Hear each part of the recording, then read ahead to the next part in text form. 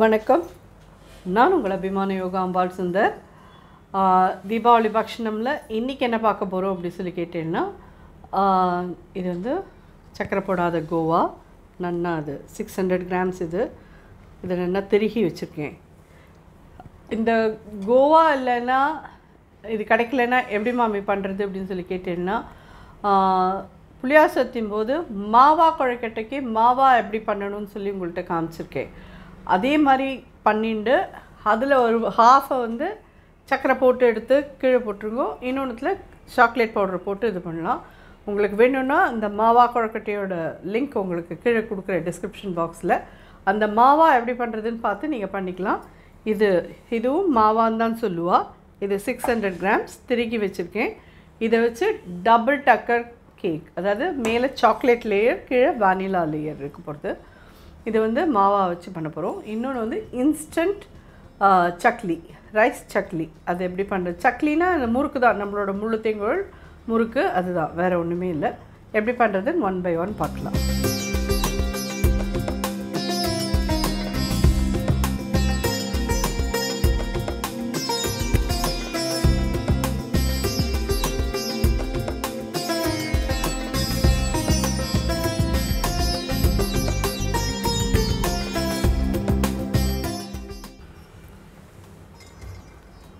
இது எல்லா கடைகள்லையுமே கிடைக்கிறது.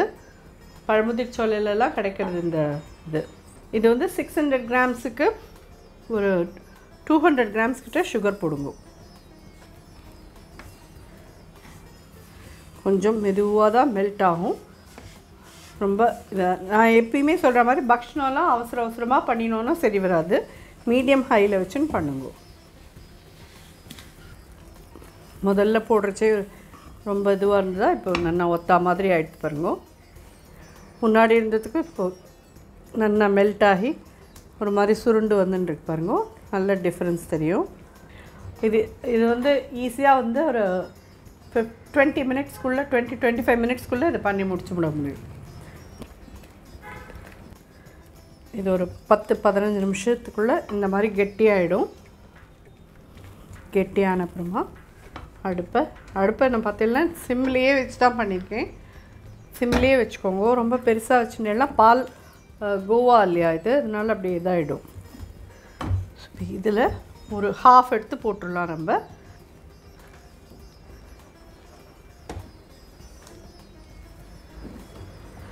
இது அடியில் நெய் தருவிருக்கேன், மேலேருந்து பேப்பர் இருக்குது. இந்த இதில் வந்து கோகோ பவுடர் போடலாம்.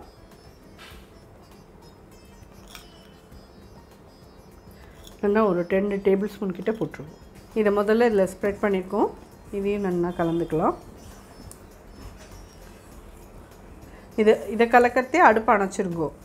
அடுப்பு எரியணும்னு அவசியம் இல்லை, அப்படியே இது மிக்ஸ் ஆகிடும். ஸோ இப்போது இது ஆற விட்டு, அதாவது அடுப்பை ஏற்ற வேண்டாம், சாக்லேட் பவுடரை போட்டுட்டு அப்படியே அதை கோகோ பவுடர் போட்டு அப்படியே கலருங்கோ. ஏன்னா ஹீட் பண்ணினேன்னா எகைன் அது ரொம்ப ரஃப் ஆகிடும். அப்படியே இது மேலே இதை போடலாம்.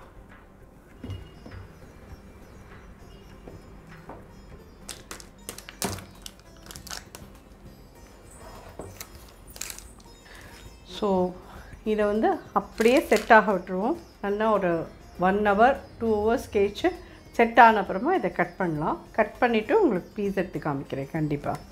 ஸோ இது செட் ஆகட்டும். அப்படியே அவசரப்பட்டோம் ஃப்ரிட்ஜில் வச்சேன்னா கொஞ்சம் ஹார்டாகிடும். அப்படியே வெளியிலேயே இருக்கட்டும், 2-3 hours ஆனாலும் பரவாயில்ல. அதுக்கப்புறம் நீங்கள் கட் பண்ணிக்கலாம். இது பச்சரிசி மாவு கடையில் கிடைக்கிறது தான். ஸோ 1 கப்பு 2 கப்பு பச்சரிசி மாவு எடுத்துட்டுருக்கேன். இது என்னென்னு கேட்டேன்னா, பொட்டுக்கடலையை மிக்சியில் போட்டு அரைச்சிட்டு நல்லா சலிச்சு எடுத்து வச்சுக்கோங்க. எதுவும் கட்டிலாம் இல்லாததான். 2 கப்புக்கு 1/2 கப்பு காரப்பொடி. உங்களுக்கு எவ்வளோ வேணுமோ அவ்வளோ போட்டுக்கோங்க. நான் ஒரு 3/4 டீஸ்பூன் போடுறேன். உப்பு ஒரு 1 டீஸ்பூன் கிட்ட போடுறேன். வெள்ளை எள்ளு உங்கள் சௌகரியம். உங்களுக்கு இல்லை ஜீரகம் போட்டுக்கிறேன்னா ஜீரகம் போட்டுக்கோங்க, எள்ளு போட்டுக்கிறேன்னா இல்லை ஓமம் போட்டுக்கிறேன். உங்கள் சௌகரியம், உங்களுக்கு எது பிடிக்குமோ அதை நீங்கள் போட்டுக்கோங்க. நான் வெள்ளை எள்ளு போடுறேன் ஒரு 1 டீஸ்பூன் கிட்ட. பெருங்காயப்பொடி 1/2 டீஸ்பூன்.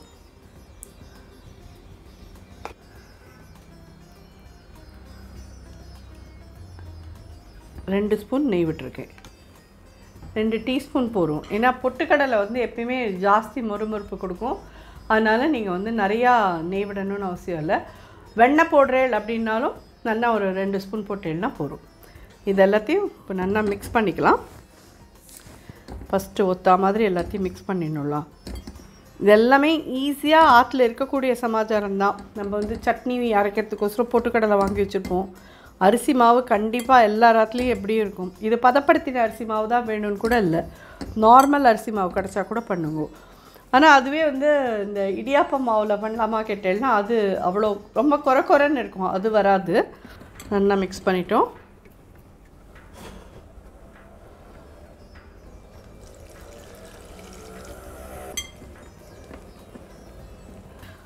சாரி, நான் டாப் கேமரா ஆன் பண்ண மறந்து போயிட்டேன். ஸோ நான் சொன்ன அளவெல்லாம் எல்லோரும் பார்த்துருப்பேன்னு நினைக்கிறேன். 2 கப் அரிசி மாவுக்கு 1/2 கப்பு பொட்டுக்கடலை மாவு எடுத்துக்கோங்க. அதுக்கப்புறமா வந்து காரம் எவ்வளோ வேணுமோ அவ்வளோ போட்டுக்கோங்க. உப்பு, வெள்ளை எள்ளு, நான் இவ்வளோ பெருங்காயம் அவ்வளோதான் போட்டிருக்கேன். உங்கள் சௌகரியம் போல் நீங்கள் ஜீரகம், ஓமம் எது வேணுமோ நீங்கள் போட்டு அதை இது பண்ணிக்கலாம். இல்லை எல்லாமே மிக்ஸ் பண்ணி போடுறேன்னாலும் உங்கள் சௌகரியம் அது. ஸோ வழக்கம் போல் முதல்ல பக்ஷணத்துக்கு புளியார் வச்சுடலாம். ஸோ இந்த மாதிரி ஸ்டார் அச்சு இருக்கிறது எடுத்துக்கோங்க. எந்த மாதிரி அச்சு உங்கள்கிட்ட இருந்தாலும் அது ஓகே. இந்த மாதிரி ஸ்டார் அச்சு இருக்கிறது அடுத்தது சிங்கிள் ஸ்டார் அச்சு இருக்கும்.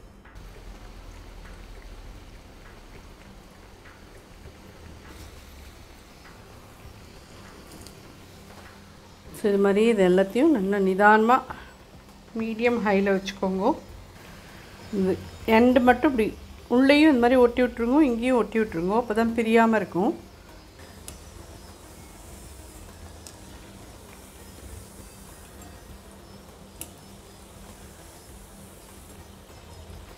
நல்லா ஓசையெல்லாம் அடங்குற வரைக்கும் இதை பொரிச்சு எடுத்துட்டு பார்க்கலாம். அந்த சாக்லேட் டபுள் டக்கர் பண்ணினோம் பார்த்தீங்களா, அது நியர்லி ஒரு 3 to 4 hours நீங்கள் அப்படியே விட்டேன்னா தான் அது நல்லா செட் ஆகும். நான் அதை ஒரு 4 hours கழித்து உங்களுக்கு அதை கட் பண்ணி காமிக்கிறேன். டாப் ஆங்கிள் கேமராலேன்னு மட்டும் அதை கட் பண்ணி காமிக்கிறேன், உங்களுக்கு நல்லா தெரியும் அப்போது. ஸோ அது அப்படியே செட் ஆகட்டும். நான் அது ஒரு இப்போ தான் எனக்கு இது பண்ண ஆரம்பித்து 1/2 hour தான் இருந்தது. அது பண்ணி முடித்து 1/2 hourக்குள்ளே இது பண்ணிட்டோம். ஸோ இப்போயே போய் கட் பண்ணோன்னா அது சரியாக இருக்காது. ஸோ நல்லா செட் ஆகட்டும், நான் கட் பண்ணி காமிக்கிறேன் உங்களுக்கு. இன்னும் பபுள்ஸ் எல்லாம் அடங்கியிருக்கு பார்த்தீங்களா, தெரியுறதா உங்களுக்கு? மச் தீஸில்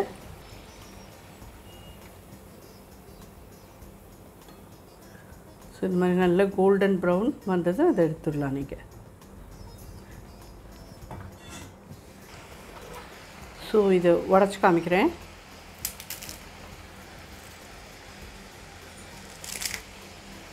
எவ்வளோ ஈஸியாக உடையிறது பாருங்க, ஒத்த கையில். சத்தமும் உங்களுக்கு கலகலன்னு கேட்குறதா?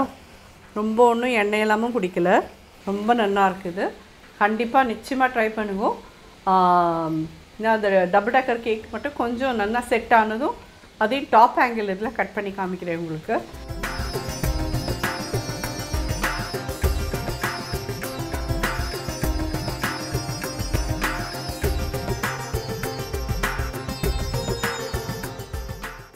இதெல்லாம் ஆற்றுல இருக்கிற சாமானை வச்சே பண்ணுறது தான் ரொம்ப ஈஸியான ஒரு டிஷ்ஷு. கண்டிப்பாக முறுமுறுன்னு இதெல்லாம் நல்லா ஒரு 10 நாள் 15 நாளைக்கு நல்லாவே இருக்கும். இதெல்லாம் ட்ரை பண்ணி பார்த்துட்டு எப்படி இருந்தது எனக்கு ஃபீட்பேக் சொல்லுங்கள்.